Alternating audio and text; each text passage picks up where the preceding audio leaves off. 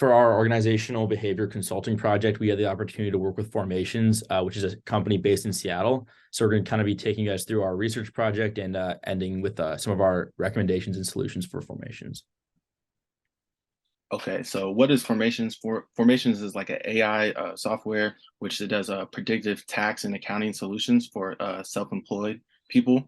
It's supposed to help you save money on your taxes and hopefully make help employees make better business decisions.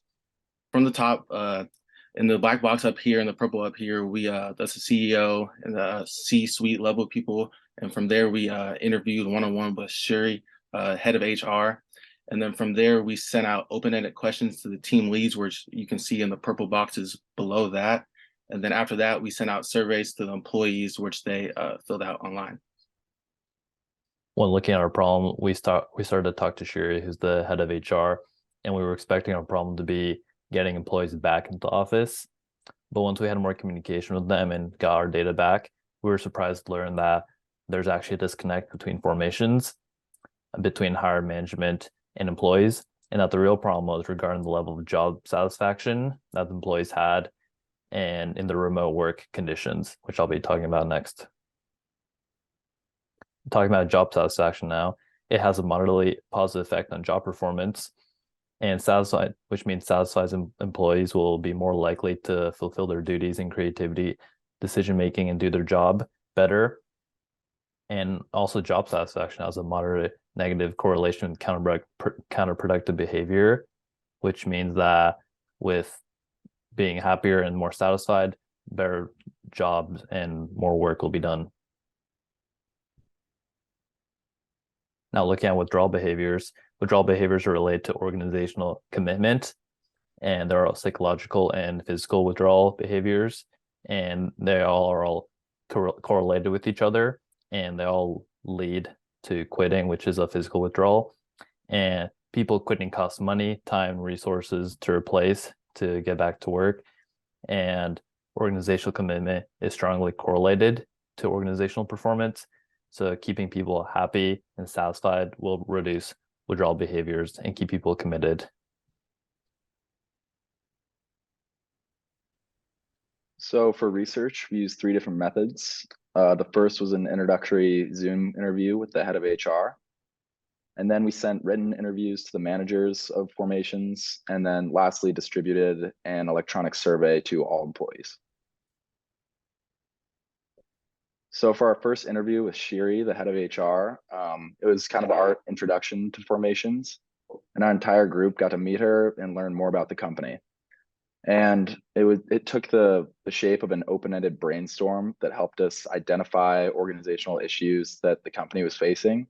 And then from there, we were able to create our plan and structure our entire project. So after meeting with Shuri and conducting that open-end brainstorm, we formulated some questions for the team managers, mainly to identify whether or not our organizational behavior problem that we had chosen was the same between all of the teams, or each team had their own individual issues. And the biggest thing is we tried to do this individually to prevent groupthink, and make sure if each team had an individual issue that they would describe it effectively.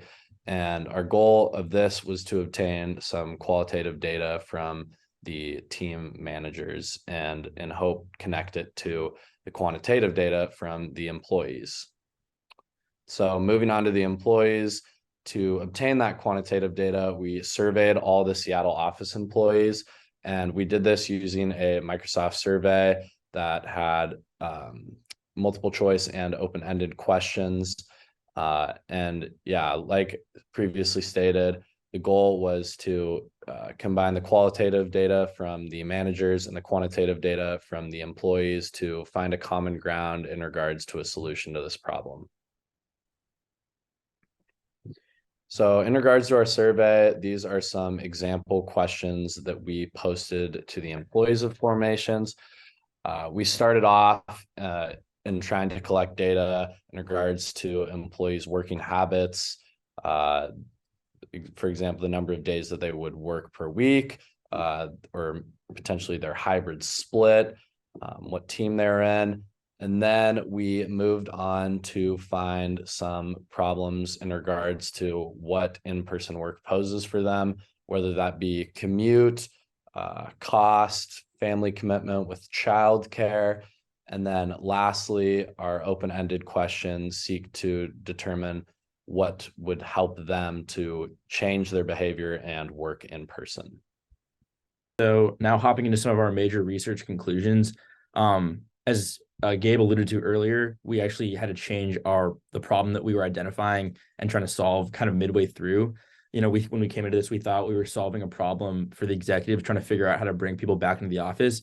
As it turned out, the team leads and the employees felt very strongly about their remote work and were inclined to stay remote. And there was clearly a communication disconnect, which ended up being the problem that we were trying to solve, and how to maintain that job satisfaction and overcome that information disconnect. So coming to the interview findings, basically, when we interviewed the team leads, as it turned out that they weren't actually trying to bring people back in the office. People saying basically that were having no obstacles with bringing people back in the office because they simply weren't trying to. The survey findings basically showed that more than half the employees preferred entirely remote work. Only 11% of employees said that they found value in their time spent in the office, and 83% of employees cited increased productivity as a major reason for preferring remote work. And so these are only some of our metrics, but basically the data was overwhelmingly showing that it was going to be an uphill battle to bring people back in the office. And in fact, that it probably wasn't in the best interest of formations, despite what the executive members might have thought. Yeah, so a good quote from an anonymous formations employee that kind of sums up this disconnect between the exec team and the rest of the employees. They basically, to sum it up, the employee feels that the nature of his work was really easy to achieve remotely, or he could fulfill it remotely without going into the office, and that he feels that the exec team wants to pull people back into the office due to them being extroverted and wanting to force their kind of work needs to be around other people on the rest of the employees. And then he also did this outside of the regular interview questions. So he wrote this himself and spent the time. So it was obviously something he felt very passionate about, Yeah. Upon seeing this in the come through in the opening question on the survey, it kind of clicked for us that this was going to be more about job satisfaction than company culture. People were very satisfied with their remote working conditions. And so we wanted to kind of orient our solutions around maintaining that job satisfaction. So in order to do this, our number one solution was to promote job satisfaction by continuing to maintain the current work split. We wanted to implement monthly social events to increase embeddedness among the individual employees. Obviously, remote work goes against a lot of employees feeling embedded. So we wanted to still try to mitigate that in some way and address the executives' concerns. And they wanted to increase goal interdependence by readjusting the mission statement regarding in-person work. And we'll get into that in a few slides. So as it comes into this, talking about job satisfaction, obviously it's pretty evident that autonomy and identity are very important in terms of kind of the things that correlate with job satisfaction. Moreover, in-person work seems to be causing hindrance stressors for the employees. They seem to be facing more negative moods and negative emotions regarding working in person, and we're preferring to work remotely.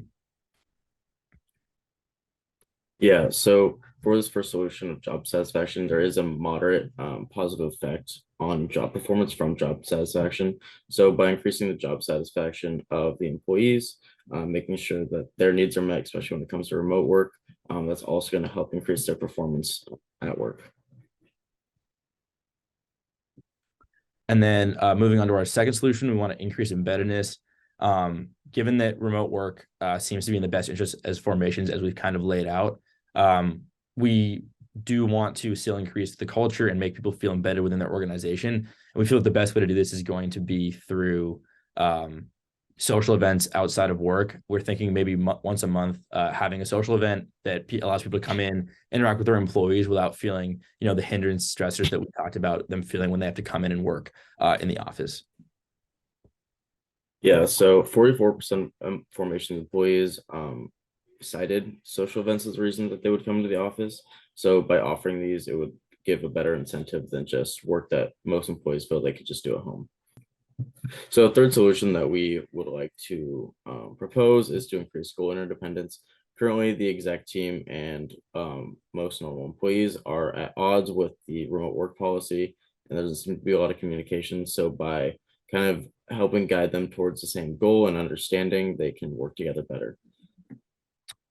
Yeah, and so we've included some clips from their remote work policy. That they in the bold, they say they believe in an in-person work style, they believe in flexibility and choice. But at the bottom, you can see that it says that they feel like the work culture can be jeopardized if those policies are abused.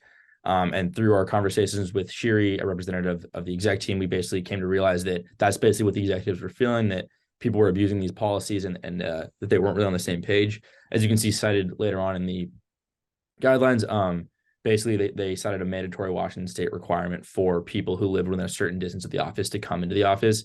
Through our conversations with Shiri, it basically became evident that the employees were viewing that as the status quo or a recommendation, whereas the executives were viewing that as the minimum and hoping people were going to come in more.